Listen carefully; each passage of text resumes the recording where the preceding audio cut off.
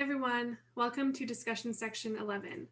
Today we're talking about optimization and neural networks. So let's jump right into the discussion section worksheet. The very first problem is on optimization. We'd like to classify some data, and we have n samples, where each sample consists of a feature vector, which has k elements in it, and a label, which is just 0 or 1. We introduce a new type of classifier called logistic regression, which produces predictions as follows. Its predictions use this function h, which takes as input the feature vector x. And here, we're going to feed that input through this function s, which is defined here. And the input to s is going to be the dot product between our feature vector and a weight vector. So the weights here are the wi's and the features are the xi's. And so if you plug in all those entries, you just get this 1 over 1 plus e to the minus dot product of the features and weights. So that's our classifier. And we want to find the weights wj for logistic regression using stochastic gradient descent. We would like to minimize the following loss function for each sample. So we have this loss function L, which is minus y times natural log of h of x plus 1 minus y natural log of 1 minus h of x. And the first problem asks us to find the derivative of our loss function L with respect to the ith weight, so wi here. We're also given a hint that the derivative of this function s with respect to gamma here is s of gamma times 1 minus s of gamma. So let's move here to another sheet of paper where I've written out all the stuff that we know. So we know that our classifier takes this form. We know that our loss function looks like this. And we also have this hint here. Now, ultimately, what we really want to be doing is computing the derivative of L with respect to wi. How do we do this? What we're going to do is use chain rule, which is essentially multiplying a bunch of derivatives together to take us from our loss function to the actual variable that we're taking our derivative with respect to. One nice way to visualize chain rule, especially for these kind of neural network problems, is through these things called compute graphs. So here I've drawn out the compute graph for our problem. Let's understand a little bit about what's going on and how I came up with this compute graph. So we know that at the very end, we had this loss function L here. And this loss function here is going to be performing this operation. And the operation really depends on what value y we have, which is our class labels, as well as what that function h of x, what our classifier, really outputs.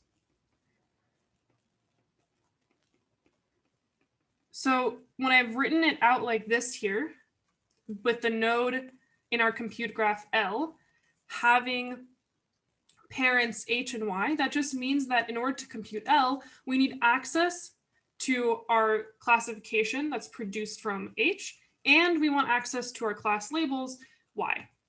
And given those two inputs, we can just plug those in here into our function and compute our loss.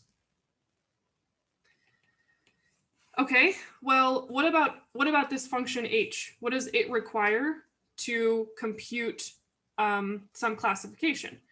Well, if we look back here, h is just essentially applying this function s on that dot product between our weight and our feature vectors. So what I did here was I defined gamma as essentially just that dot product operation. So here, gamma is going to be the dot product between the weight vector w and the weight vector x, which is equal to the sum of each wi times xi. And then what does that mean for what h is? Well, h is just going to be 1 over 1 plus e to the minus gamma. Since remember, h is just the application of our function s on that dot product, and s here is 1 over 1 plus e to the minus gamma. The last thing is, in order to compute that dot product between w and x, we need that dot product to actually have as input w and x. So those are the last two nodes here in our compute graph. X gets fed into gamma and w gets fed into gamma so that we can actually compute that dot product, pass it into h, pass it into our loss, and finally finish. So that's where our compute graphs comes from. What's nice is that this immediately tells us sort of how we should be taking derivatives, because what do we ultimately want to get? We ultimately want to get the derivative of L with respect to W, and actually it's a specific entry in W. It's some ith entry in our vector W. And so to get there, we need to start from our loss function and start stepping through the computation graph to compute each of those inner components of our derivatives, which come about via chain rule. So here, at the very beginning here, well, the derivative of L with respect to L is just 1, so it's not that interesting. Let's move backwards here, and let's take a look at, here we want the derivative of L with respect to H. Okay, that's what we'll have to compute there. Here, as we keep moving further, we're going to eventually be multiplying all of these derivatives together. And so here, we want to be computing the derivative of L with respect to gamma. And then, yeah, the last derivative here will be the derivative of L with respect to Wi. Now, the nice thing is, again, chain rule lets us break down these derivatives into products of other derivatives. So here, for example, what we're going to do is we can write out, well, before we apply chain rule, let's write down what each of these derivatives actually are. So this derivative, dl over dl, we already know is 1. dl over dh is going to equal, well, we can look at our function L here, our loss function. And, well, we want to really take the derivative of this loss with respect to h. So now let's, think of everything else that doesn't depend on h as sort of fixed constant, and we're going to take that derivative.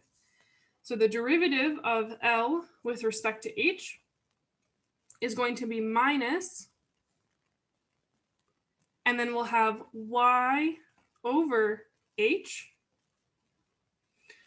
minus 1 minus y over 1 minus h.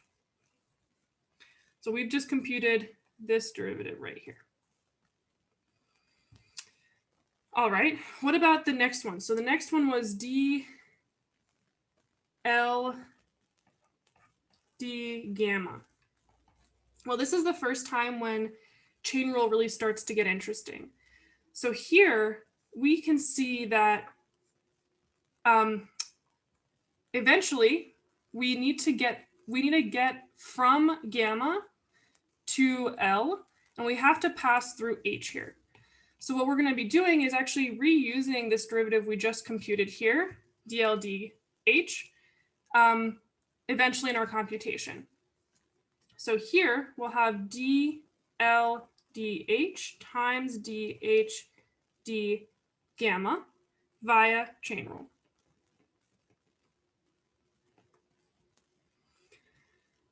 Now, since we've already computed this guy here, what is this component here?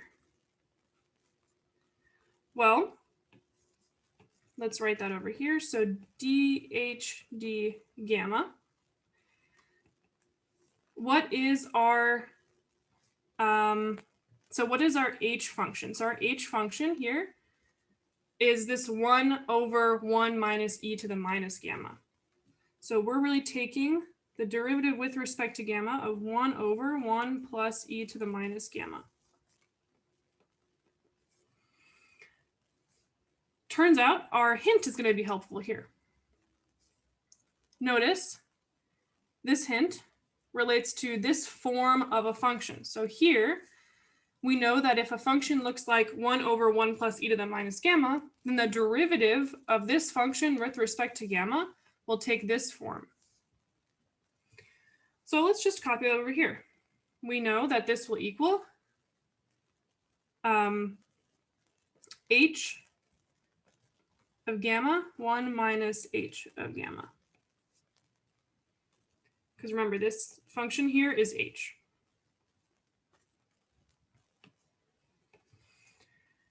All right, last part here. So we've just computed this one here. What's the last component we were trying to compute? We're trying to compute the derivative of L with respect to the ith weight. And again, using chain rule here, we can reuse all those derivatives we had before. And we just need to add an additional derivative now. It's going to be the derivative of gamma with respect to wi. This will give us the derivative of L with respect to wi when we multiply all of them together. So we already have this component. We've already computed this component. Now, what about this guy? This is the last component we really need to be computing. So let's compute d gamma dwi. And if we remember what gamma really represents, remember gamma represents the sum over each weight vector multiplied by the feature vector. So we can write this out as basically w1 times x1 plus wixi plus wkxk. And now we're taking the derivative with respect to the ith weight vector. So since there's only one entry here that actually includes wi, we know that every single other entry will be equal to 0. And this is the only entry that will really matter. And the derivative of this with respect to wi will just give us xi. So what is this finally equal to? It's just going to equal to xi. Great. So all we have to do now is multiply all of these derivatives that we computed together to get our final derivative that we're seeking, derivative of L with respect to wi. So I'm just going to rewrite this one more time here.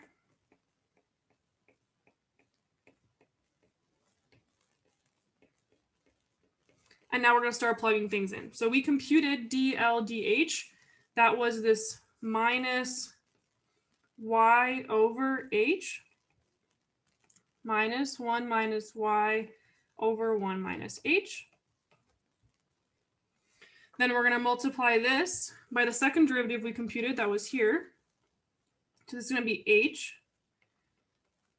of x times 1 minus h of x. And finally, what's our last derivative that we just computed? It was just this xi. Cool. So all that we need to do from now on is just simplify this using, the rules of algebra. So let's just go ahead and do that. So let's multiply some stuff out. Let's multiply these guys. So we're going to have minus y. Sorry, let's change that.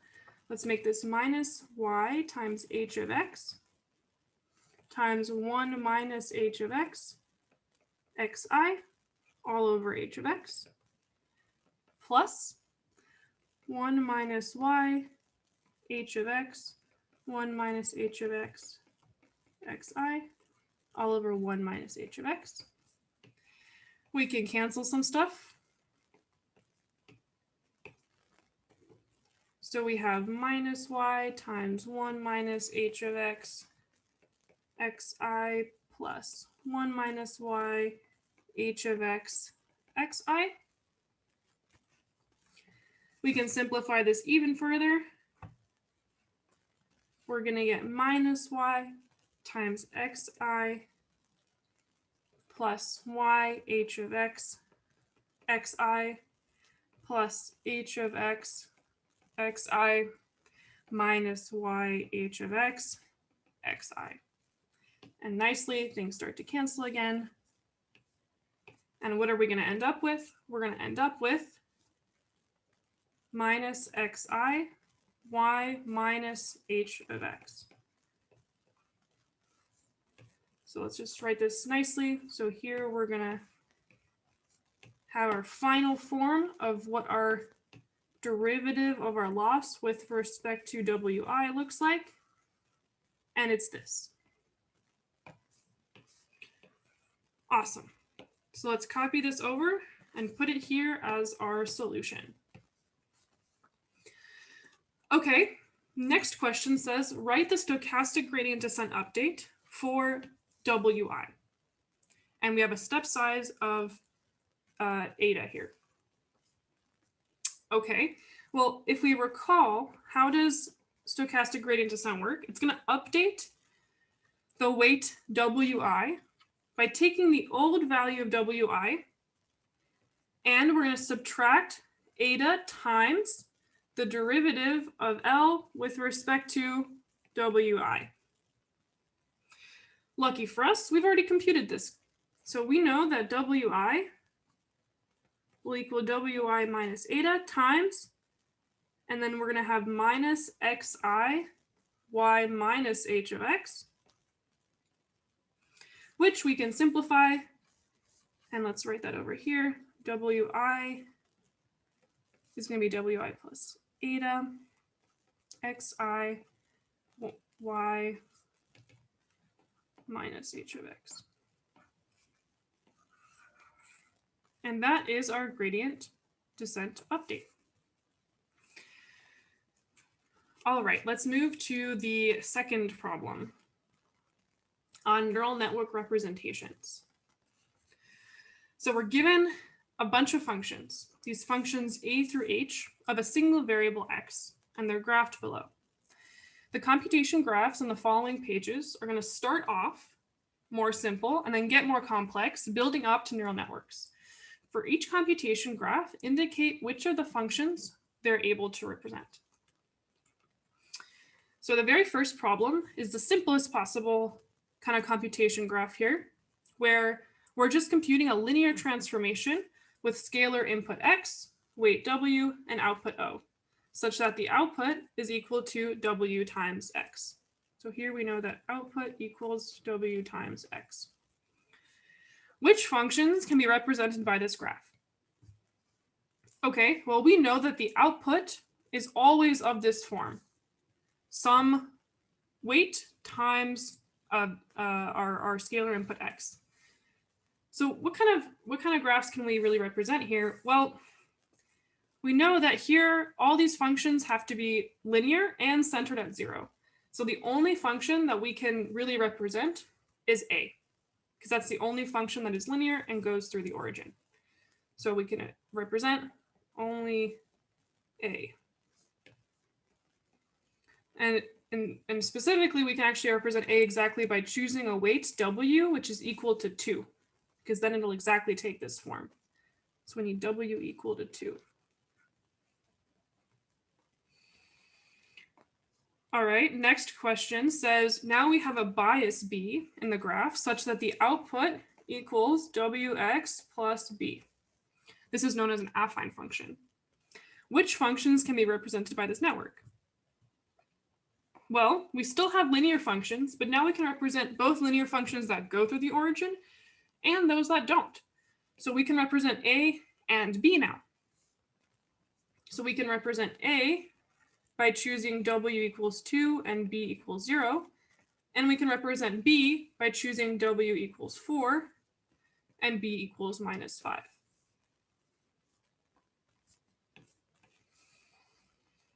I'm going to copy this figure over here for us for the next problem. All right, the next problem says we now introduce a nonlinearity into the network as indicated below. We use the ReLU nonlinearity, which has the form ReLU of some input x equals max between 0 and x.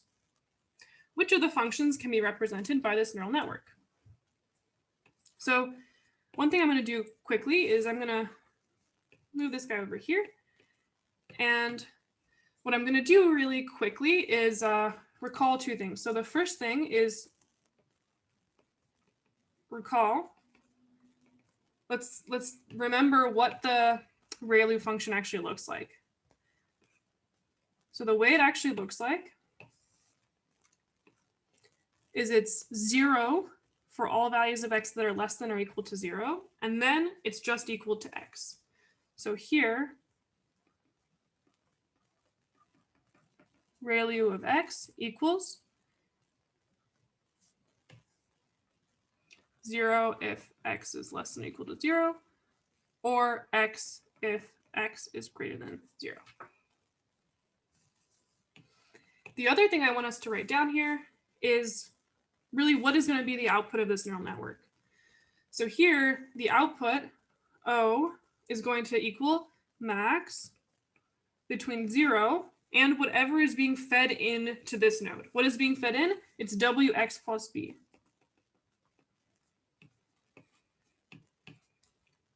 Okay, so one thing we immediately see is that we can never really get negative outputs because we're always taking the max between 0 and this linear function here. So if we look back at our graphs here, well, we'll only be able to represent C and D here because they have exactly that ReLU form, but they also never have negative output values, which means that we can actually represent them by choosing the appropriate W and B. So we can produce C when we choose W equals 2 and B equals -5. And we can produce D by choosing W equals -2 and B equals -5. All right, so next question is going to up the ante a little bit more too. So now we have a neural network with multiple affine functions as indicated below. We have now two sets of weights, W1B1 and W2B2. And we denote the result of the first transformation as H, such that H equals W1X plus B1, and the output is equal to W2H2 plus B2. So let's just write this out really quickly here. So we know that it's going to be W2. Sorry, this shouldn't be H2, just H. So we have W2 times H, and like, what is actually H going to look like? H is going to look like W1X plus B1 plus B2. So that's actually the form, the functional form of our output. We can simplify this a little bit more.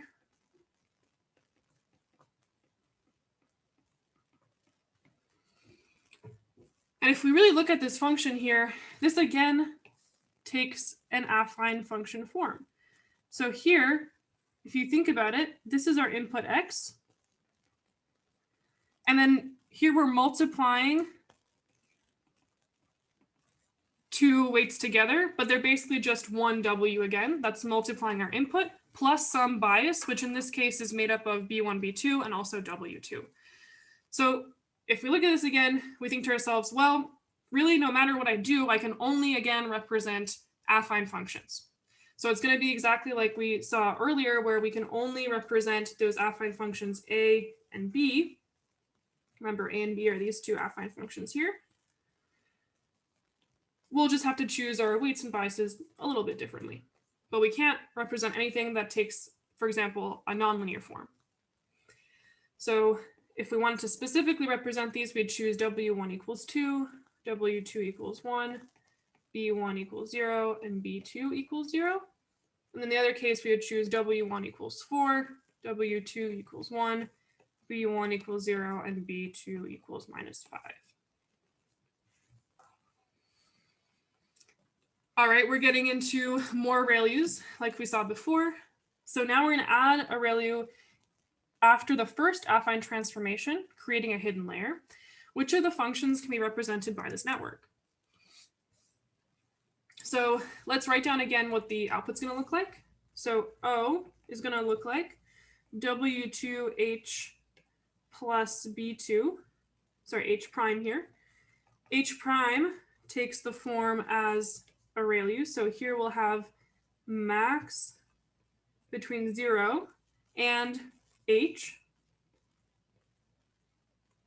plus B2. We can write down exactly what H will look like.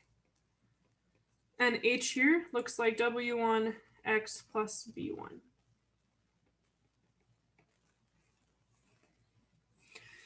So if we look at this, we know that this component will never be negative because we're always taking the max between 0. And then we know that this W2 and B2, these can stretch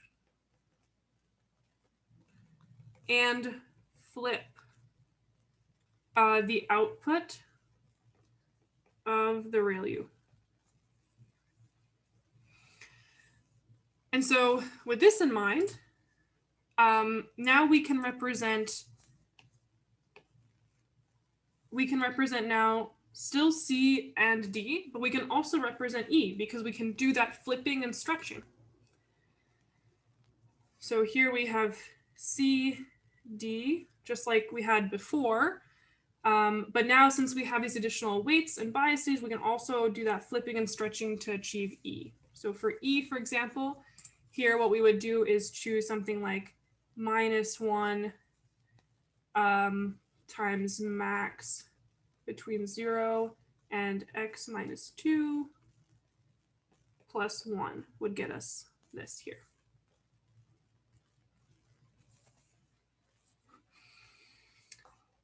Next problem says we're going to add another hidden layer to the network, indicated below. Which of the functions can now be represented by this network?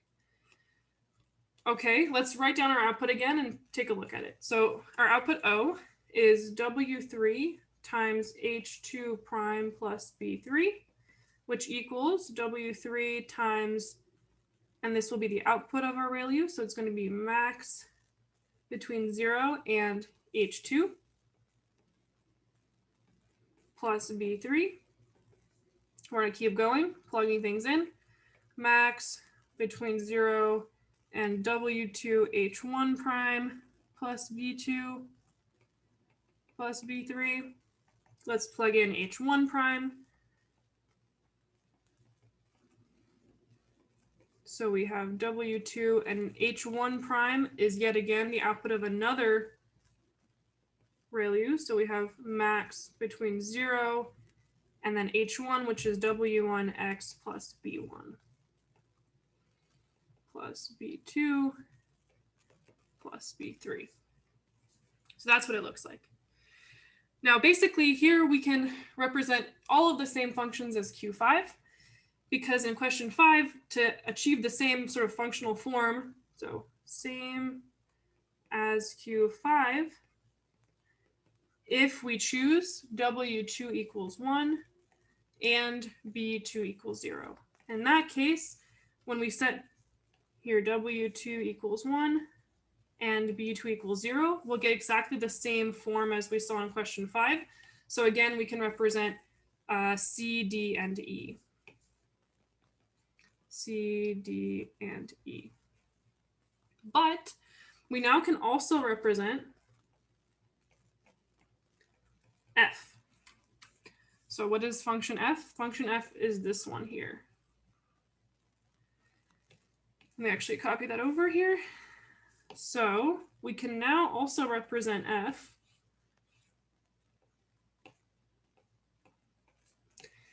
and that's because the first ReLU will produce the first flat segment, Then we'll flip and transform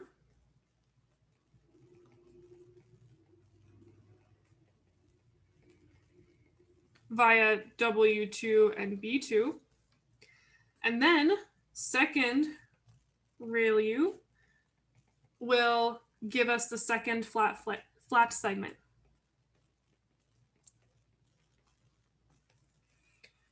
Right, so this is intuitively sort of the case because we have these two piecewise linear functions, the ReLUs. We can combine them to get these two sort of piecewise linear segments as shown in figure F. Unfortunately, we can't actually produce any curves, so we can't make this function, for example, G, and we also can't make H because we only have one flat segment and we can't rotate. We don't have the ability to rotate here. All right, last two problems have us first considering a neural network with just one hidden layer, but we're going to have it be larger, a hidden layer of size 2. Let's first consider using two affine functions with no nonlinearity in between. So again, if we are to write our output O is going to just look like W3 times, here it's taking it as input H1, which is just W1x plus B1, and then plus B plus, and then what is W4 times H2, which is just another linear function, W2x plus B2.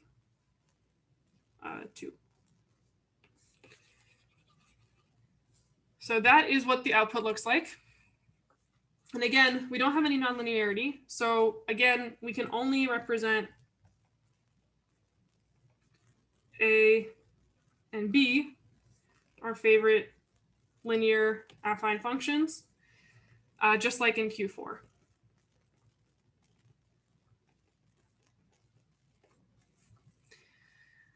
What about the very last problem? So the last problem has exactly the same form, except here we're sticking in the middle these two ReLUs. So here our output O is going to look like W3 times H1 prime, which what is H1 prime? So let's write this out. W4 H2 prime plus B.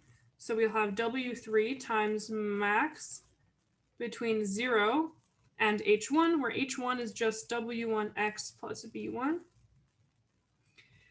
And then we'll have W4 times the output of that ReLU, which is just the max between 0 and W2x plus B2. So in this case, we can produce all functions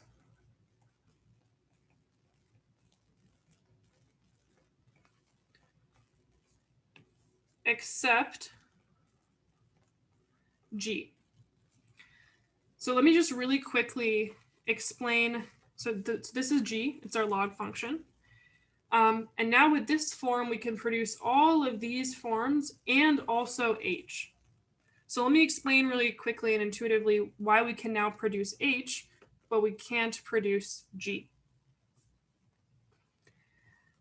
So here, let's take a look at our function H. Now, we can do this because we now have access to these two ReLUs, which we can combine in a specific way by transforming them across our x-axis to make them align in this particular shape. So for example, so here we have, so we can do this because we have two ReLUs, and the first one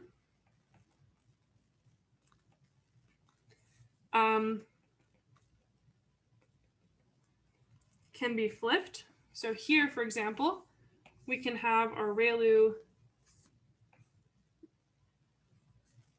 be transformed so it looks like this.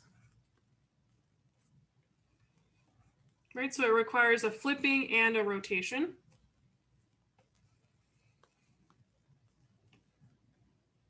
And then we have our second ReLU,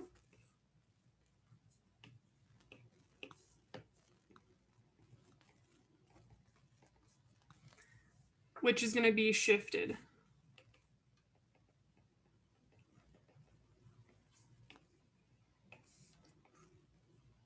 So here, what we want to do is shift that second ReLU so that this center here isn't at 0, it's going to be here at the value 3. So basically this component here will come from that second ReLU, and then this component here can come from our first. And if we add these two together, we can reproduce this kind of functional form. Unfortunately, we can't represent G. And the reason is because all of the functions we have here are linear or piecewise linear functions, and we really can't represent these curves here.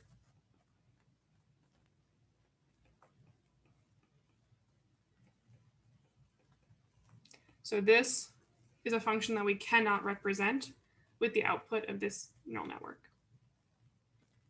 And with that, we're at the end of discussion section 11. Thank you for joining.